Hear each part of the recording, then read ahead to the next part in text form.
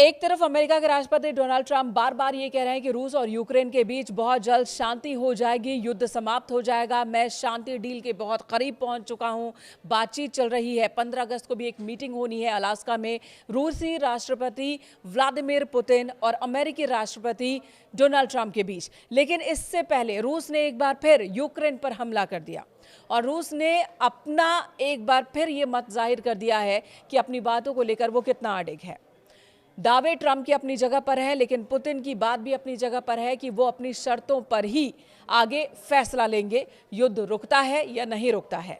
फिलहाल रूस की ओर से जो ताज़ा हमला किया गया, रविवार को यूक्रेन के कई इलाकों को निशाना बनाया गया, जिसमें 5 लोगों की मौत हो गई, जिसके बाद यूक्रेन ने जवाबी कार्रवाई की, रूस के तेल रिफाइनरी को निशाना बनाया। सारातोव क्षेत्र में मौजूद ये तेल रिफाइनरी जिसे नष्ट कर देने का दावा किया जा रहा है यूक्रेन की ओर से।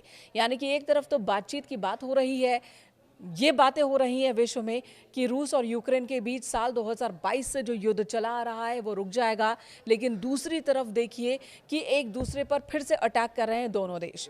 यूक्रेन इस बात पर अड़ा है कि अगर सम्मानजनक डील होती है तभी युद्ध विराम होगा, और यूक्रेन के लोग अपनी जमीन छोड़ने को तैयार नहीं है, जबकि रूस ने यूक्रेन के एक बड़े हिस्से पर कब्जा कर लिया है।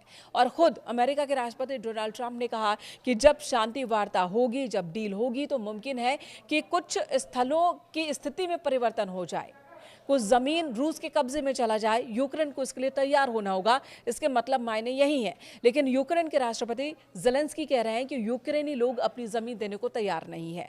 वहीं रूसी राष्ट्रपति व्लादिमीर पुतिन की बात की जाए तो वो भी अपनी शर्तों पर अडिग है। अब जब 15 अगस्त को अलास्का में मुलाकात होगी तो वाकई कोई शांति डील हो पाती है या नहीं, ये देखने वाली बात है। यूक्रेन के राष्ट्रपति ज़ेलेंस्की ये साफ साफ कह चुके हैं कि कोई सम्मानजनक समझौता होगा तभी हम इस समझौते को मानेंगे, और रूसी राष्ट्रपति किसी भी समझौते को मानने को तैयार नहीं दिख रहे हैं। यूक्रेन के राष्ट्रपति का कहना है कि जो भी समझौता हो उसमें यूक्रेन के लोगों की भी भागीदारी हो, हमसे भी बात हो, एक तरफा कोई समझौता हम बर्दाश्त नहीं करेंगे। वहीं व्लादिमीर पुतिन जो रूस के राष्ट्रपति हैं, उनका कहना है कि बातचीत तो उनकी शर्तों पर ही होगा।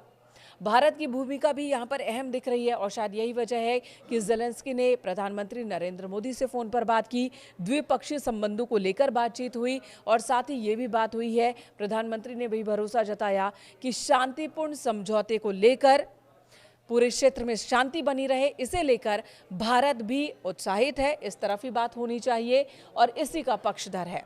लेकिन जो मौजूदा परिस्थिति है वो यही बता रही है कि ना तो ज़ेलेंस्की और ना ही पुतिन किसी भी समझौते पर जाने को लेकर बहुत ज़्यादा इच्छुक दिख रहे हैं।